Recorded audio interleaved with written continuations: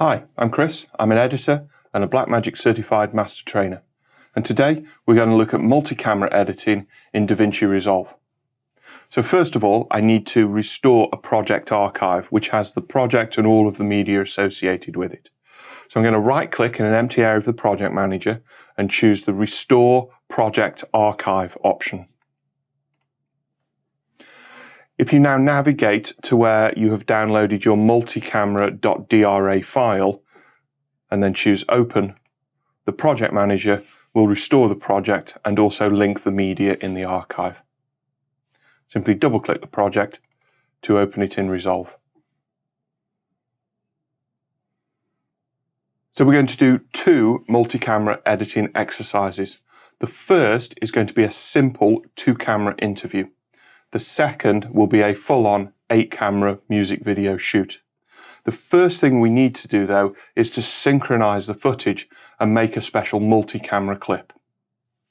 So here in the timeline I've actually got some footage already edited. And at this point here I'm actually going to insert a multi-camera interview. But to begin with I actually need to create the multi-camera clip. So first thing I'm going to do is come to the media pool and find the Citizen Chain interviews bin. If I select that, I've got two clips here, both angles of a multi-camera interview. So to begin with, what I'm actually going to do is just add these two clips to a standard regular timeline. Select both of the clips in the media pool, then right click any of them and choose Create New Timeline using selected clips. I'm just going to rename the timeline. We'll call this Sasha Sync, and then I'm going to choose Create. Now at this point, the shots are sequential in the timeline, one after the other. So what I now need to do is put one on top of the other clip and then get Resolve to synchronize the two clips together. I'm going to select the second clip in this timeline and move it up to the second video track, and you can see that the audio also moves to the second audio track. I'm going to select both of those clips in the timeline, then right click either of them and choose Auto Align Clips. Now there are two ways that you can auto align clips in the timeline. You could either use the time code that's matching across the two shots, or you can use the waveform. Because I don't have matching time code on these clips, I'm actually just going to use the waveform. So I'm going to choose the option based on waveform. The two clips actually get synchronized very well, and you can see just by looking at the waveform displays how the waveforms are matching up across the two clips. Now that I've got the clips synchronized in the timeline, I now need to actually create a multi-camera clip from the timeline. And you can actually create a multi-camera clip either from a regular timeline or from a compound clip. So I'm going to locate the timeline in the media pool, right click on it, and then choose the option Convert Timeline to Multicam Clip. This closes the timeline down because now it's no longer a timeline, it's technically a multi-camera clip. And if I use the media preview here, you can see that I can actually preview the multi-camera clip directly in the source viewer. The two clips are actually labeled Video 1 and Video 2 because those are the actual names of the tracks that we actually placed those two clips on in the timeline before we created the multi-camera clip.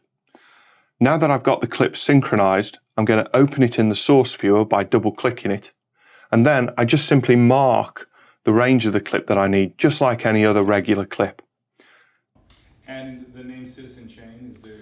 That is the brainchild of my partner. He named the shop. I was a big fan of Orson Welles. I had done several projects on him, going through school and stuff like that. So I appreciated the pun and the play on the word of Citizen Kane, Citizen Chain. And then only after we named the shop, by certain course of events, we found out that Rosebud was really a bicycle. The inspiration for Rosebud as a sled was a bicycle that the screenwriter had as a child. So that's actually marked the story that Sasha has about naming the shop. Once I've got the clip marked, I'm just going to simply perform a regular insert edit. Now that I've got the clip in the timeline, I need to fine-tune the interview. This is taking out parts of the interview that I don't really need and just tightening the story up just so it flows a little better. just so I can streamline the interface slightly so that it allows me to focus on the interview, I'm actually just going to hide the media pool. Then, in the timeline, I'm just going to play the interview. I was a big fan of Orson Welles. I had done several projects on him, going through school and stuff like that, so I appreciate. Well, I don't think we need to know exactly why he's a big fan of Orson Welles and the fact that he's done some projects on him in school.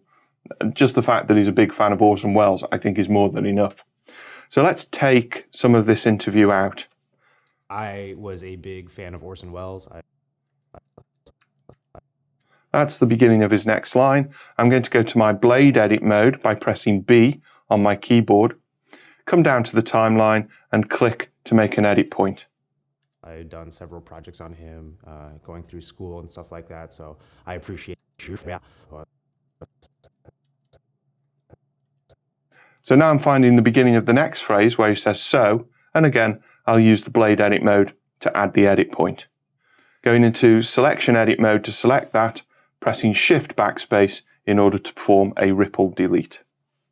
If I now use the / key. I was a big fan of Orson Welles, so I appreciated the pun. And now that probably needs a little bit of trimming, but I'm going to come back to that. I'm actually just going to get the interview all sort of trimmed up so that we're focusing just on the main parts of the story. So I'm going to continue playing the clip, listening for the next piece of interview that I want to remove. So I appreciated the pun and the play on the word of Citizen Kane, Citizen Shane. Now there's a big there, which is a little bit off-putting. So I can tidy that up by removing that And in this case, I'm just going to set an in point just before that piece of waveform. Jog forward until after he finishes, and then set an out point. So using the in and the out points here instead of the blade edit mode just makes things a little bit tidier and a little bit easier. I don't need to keep swapping in and out of different timeline modes. Shift backspace will ripple delete that clip out, hit the / key. Citizen Shane. And then only after we named the shop. That's working. One more trim, I think. After we named the shop by certain course of events, we found out that Rosebud was really a bicycle. Certain course of events, he doesn't really elaborate on what those certain course of events were, so we don't really need to know about it. So let's take that section out. And then only after we named the shop, we found out that Rosebud was really a bicycle. So what we now have is what we often refer to as a radio edit. We actually have the interview working fairly well. You may want to go back through the interview and actually listen to the cuts that you've made just to make sure you're happy with them all and that the audio flows nicely from one clip to the next. I'm happy with most of those apart from this first edit here. So I'm going to go back to it and use the detail zoom button to zoom in there. Let's just preview and listen to that again. I was a big fan of Orson Welles, so I appreciated the pun. And so on the incoming shot, I'm actually catching the end of the previous word. I'm just going to remove that by going into trim edit mode, selecting the incoming side of the edit, and then using the period key just to trim off one frame off that incoming shot. Let's listen to it again. I was a big fan of Orson Welles, so I appreciated the pun. And now I feel as I've taken too much off, so let's just try and nudge that back a couple of frames. I was a big fan of Orson Welles, so I appreciated the pun. And I might have to lose the so altogether, to be honest, but this is all part of editing. I'm just going to trim it forward just to lose the so. I was a big fan of Orson Welles. I appreciated the pun and the play. That's fine. Let's just trim off a couple more frames and have a listen. I was a big fan of Orson Welles. I appreciated the pun and the play. That's not too bad. So now I have my radio edit working. It's time to actually use the different angles that we have inside this multicam clip. Let's go back into full extent zoom so that we can see the multicam clip in its entirety in the timeline. At the moment, we're actually starting on this medium wide shot here. Was a big fan of Orson Welles. I appreciated the pun and the play on the word of Citizen Kane, Citizen Shane. And then so at this point, what I want on this clip is I actually want to move to the second camera angle. If I right click on that clip, you can see I have an option to switch the multicam clip angle And then I get to choose which of those two angles to choose from. Let's just click video 2. A big fan of Orson Welles. I appreciated the pun and the play on the word of Citizen Kane, Citizen Shane. And then only after we named the shop, we found out that Rosebud was really a bicycle. So I have the same problem on this clip now, so I can do the same again. Right click, choose switch multicam clip angle to video 2. After we named the shop, we found out that Rosebud was really a bicycle. And you can see that the interview actually cuts nicer visually because I'm switching between the different angles. I could actually cut to a new angle at any point. For example, if I move the playhead to this part of the interview and just play On the word of Citizen. At this point, I want to go to the wide shot where he says Citizen Kane, Citizen Shane. So at this point, I can now add an edit point. Previously, we used the blade edit mode for this, but if I just press Command or Control B, that will add an edit and allow me to switch this clip to the first video angle. Citizen Kane, Citizen Shane. But of course, now I've got a jump cut to this because it's using the same angle. So I'm going to select that, right click, switch multicam angle, video 2. And then of course I've got the same problem again because now I've got a jump cut between the two angles. So I'm going to right click, switch multicam angle, video 1.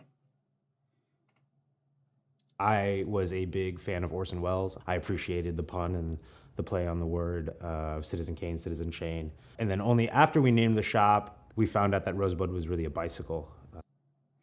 You can also treat all of these multicam clips just like regular clips in the timeline. If I go into trim edit mode by pressing T, hold down the Option or Alt key to select the linked video of the first clip, I can now trim this in order to create a slight split edit so that I'm creating a J cut so that the audio comes in slightly earlier than the video. And again, I can do a similar thing at the end here in order to create a split edit on the last clip. I was a big fan of Orson Welles. I appreciated the pun and the play on the word of Citizen Kane, Citizen Shane. And then only after we named the shop, we found out that Rosebud was really a bicycle. Now I've got the multicam clip working quite well in the edit. The last thing I need to do is to flatten it. What this will do is it will actually give me back the original source clips that were used to create the multicam clip in the first place. To flatten the multicam clip, just simply select all of the multicam clips within your timeline, right click and choose Flatten Multicam Clip. What this does is it actually removes the multicam clips from your timeline and actually leaves in place the original source clips. I was a big fan of Orson Welles. I appreciated the pun and the play on the word of Citizen Kane, Citizen Shane. And then only after we named the shop, we found out that Rosebud was really a bicycle. And that's an example about how we can edit a simple two-camera interview. However, not all multi-camera edits are quite that straightforward. Sometimes you're actually dealing with many different camera angles. So let's look at another example about how we can cut a music video. Let's begin by reopening the media pool and selecting the Miserable Girl bin. In this bin, we've actually got 8 different video clips of a band performing on a stage. We've also got an audio file, which is the actual song that they were performing to. We're going to let Resolve synchronize these clips and create the multi-camera clip. But just before we do, it's worth pointing something out. You'll notice that all of these clips have a name: JBR01, JBR02, JBR03, and so on and so forth. If I select JBR01 and then access the File tab in the inspector, you'll see that this clip actually has some metadata specifying that this was camera 1. However, if I select JBR02 and have a look in the file inspector, you'll notice that this has actually been given camera number 8, JBR03 is camera number 2, and so on and so forth. So just because the cameras are named in a specific way in terms of the file or the clip within the project doesn't necessarily mean I can't apply additional metadata information to each of those clips. This helps me specify the different camera numbers. I'm going to close the inspector, and this time I'm actually going to right click on the miserable girl bin and choose the option Create New Multicam Clip using selected bin. In this case, it just means that I can select the bin rather than having to select all of the clips. However, if there are some clips in this bin, you can just select them independently and actually choose to create the multicam clip from the selected clips. When I choose this option, Resolve asks me to create the multi-camera clip and what settings it should use. So here, I'm actually going to change the name of this multicam clip. We'll call it Miserable Girl Sync. I often use sync at the end of multicam clips, and it just helps to differentiate them in the list view in the media pool as to whether something is a timeline or a multi-camera clip. We leave the frame rate as it is because that's the same frame rate of the clips that I'm using, but we're going to change the angle sync. You'll notice that we can use in points, out points, time code, sound, or markers. Well, we didn't add any in, out points, markers to any of these clips, so we can't use any of those in order to be able to create an accurate sync. Also, these clips don't have time code. Not all cameras will record accurate time code that can be synced with other cameras. So in this case, sound is actually the most reliable way that we've got of synchronizing these clips together. So let's choose sound from the angle sync option. From the angle name though, we're actually going to change from sequential to metadata camera. This means we're actually using that camera metadata that I've pointed out in order to be able to choose the order of the cameras and also, very importantly, the name as those cameras appear in the multicam clip viewer. We can actually leave all of the other options alone just for the moment. However, it is worth pointing out that there is this option to move source clips to an original clips bin.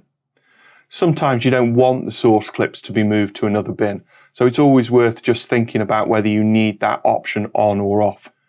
Let's click Create, and after a brief analysis, Resolve will actually create me a new multicam clip, and also in the media pool here you can see that we've also now got a new original clips bin.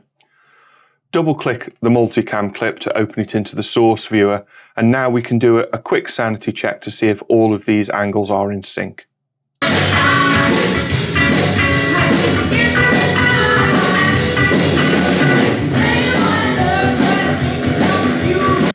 Well, it's not very good audio because I'm actually listening to the on-camera audio from camera angle 1. However, just by looking at the pictures, I can see that all of the performances do seem to be in sync. So the next thing I need is a new timeline. Let's select the timelines bin, and from the file menu, choose new timeline. I'm going to rename this timeline Miserable Girl Edit, and then leave all of the other options the same because the defaults will work for this, and choose Create. Now I can edit the multicam clip into this empty timeline just like any other regular clip. So I'm going to find the start of the performance and set an in point. Using audio scrubbing is very useful to be able to find the beginning of that multi-camera clip. However, I can always trim it in the timeline anyway, so I'm not too worried about finding the exact point. I'm just going to make an overwrite edit for this clip, just as you would normally do for any clip. And now I'm just going to hide the media pool again, just to give me plenty of room in the interface to actually concentrate on this clip, and move the playhead back to the beginning. So the first thing I want to do is actually to choose the starting angle and also the audio angle that I actually want to work with. And we can do that the same way that we actually chose the different video angles in the interview exercise previously. In the timeline, I'm just going to right click the picture and choose Switch Multicam Clip Angle, and then I can choose whichever angle that I want. I'm going to choose camera 4 here because I know that camera 4 is actually the drummer, and it's actually a good angle from which to start. Also, I'm going to right click the audio clip and choose Switch Multi-Camera Angle to Camera Music. The audio file also actually had some camera information in it, so that it's actually put this in the correct place and actually labeled it correctly, so that I'm not guessing as to which angle is the actual music angle. Looking at the waveform, I can also see it's a little hot on the audio, so I'm actually just going to bring that down a little bit, just so that I don't deafen myself when I play this back. Once I've got the two starting angles set for both sound and picture in the timeline, I'm almost ready to do my multi-camera edit. However, one other thing that I want to do is I now want to bring the source viewer into play so that I can easily switch between the different camera angles. All I need to do is come to this menu option in the bottom left-hand corner of the source viewer and change the menu from source to multicam. Down at the bottom of the multicam viewer, you can see that there are three options. This will indicate whether I'm cutting sound and picture, just sound, or just picture. In this case, I just want to choose picture. So now I've chosen what side of the multicam I actually want to cut, in this case, just picture. I'm all ready to just hit play and then to click on the angles as I want them.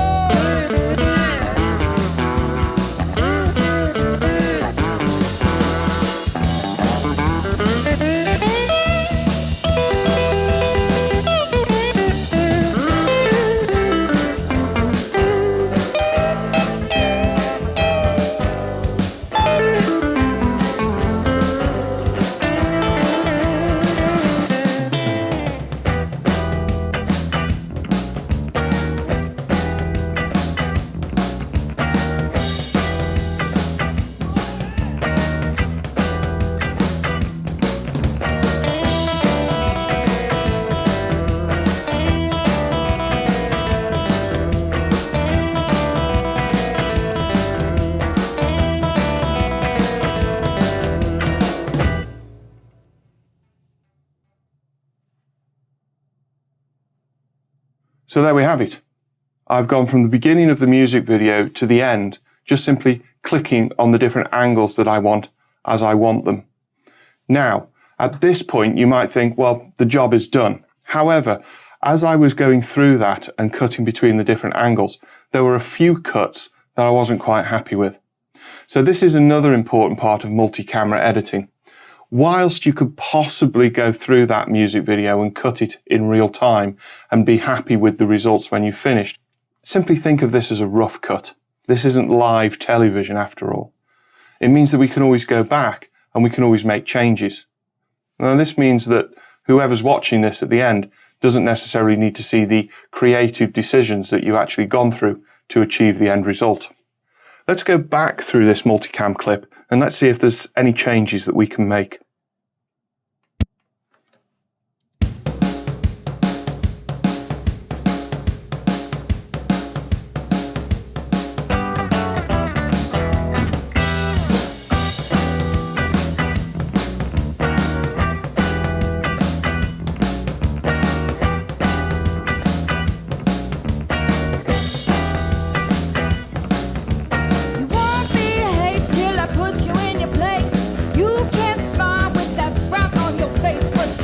Well, at that point there, on that outgoing shot, we lost the focus slightly before we cut to the next shot. So what I would want to do here is actually to probably roll the edit back a little bit in order to cover that slight slip of the focus. So let's go into detail zoom view in order to be able to see that edit quite clearly. I'm now going to click and hold on the edit and move it backwards and forwards in order to be able to roll the edit into a new position to cover that slight slip of the focus. I don't need to be in trim edit mode in order to make a change like this to a multicam clip. And actually, for most multicam edits, you probably want to stay away from trim edit mode. You certainly don't want to ripple or slip the clips because that will actually break the sync. So I think I'm happy with the new position for that edit. I'm going to hit the / key to preview it.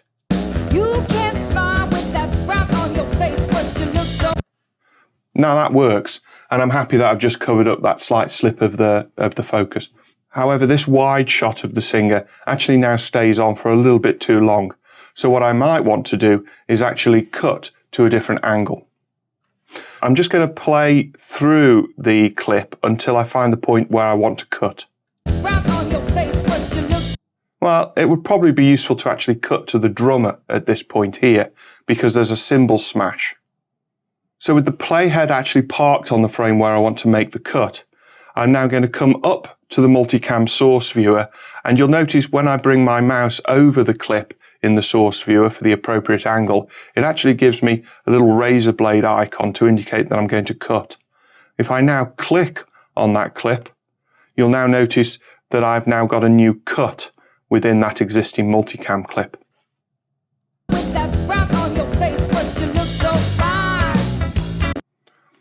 So you can see just how easy it is now to actually go through and actually add additional edit points.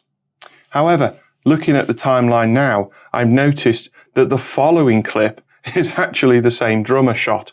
Thankfully, because this is a through edit, as indicated by the dotted lines, all I need to do is select it and then hit the delete or backspace key in order to be able to remove that through edit. That actually has now joined that clip together. Let's go through and choose a new angle. I think it'd be useful to see the guitarist at this point.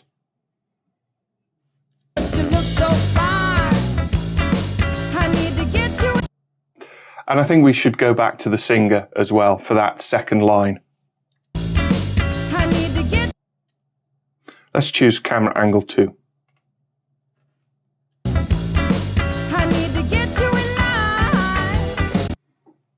Well, you'll notice on that camera angle that I've just chose, it's quite nice. However, you'll notice that the framing has now gone a little bit wrong. So the talent is moving in front of the camera, and of course the cameraman is finding it difficult to keep up.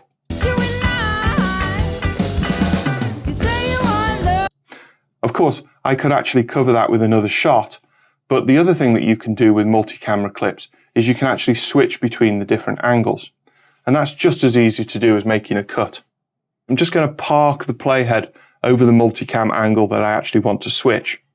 I'm going to go with a wide shot of the whole band here, so camera angle number 8. Now, if I just simply click on this angle, it will actually add an edit point However, if I hold down the Option or the Alt key, when I actually look at the mouse, you'll now see it's actually switched into what appears to be a replace edit symbol. And what this will do is it will just simply switch the entire angle, very similar to we did on the interview in the first exercise. So just simply now holding down the Option or Alt key and clicking on the angle will switch the entire angle on the timeline.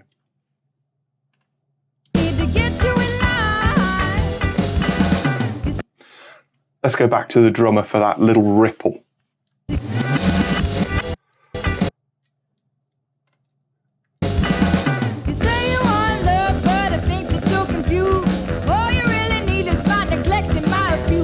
So now you can see all that we need to do is just work back through the multicam edit, adding edit points and actually rolling edit points, switching angles and carrying on cutting.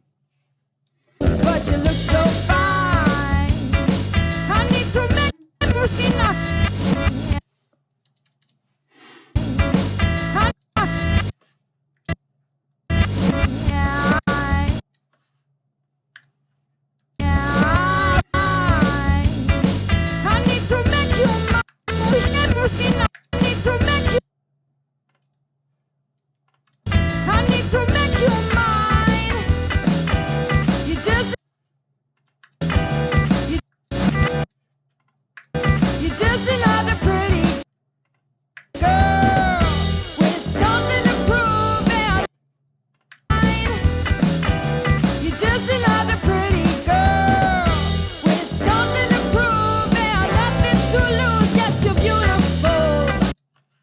I hope you found this video to be useful in helping you edit your multi-camera footage in DaVinci Resolve.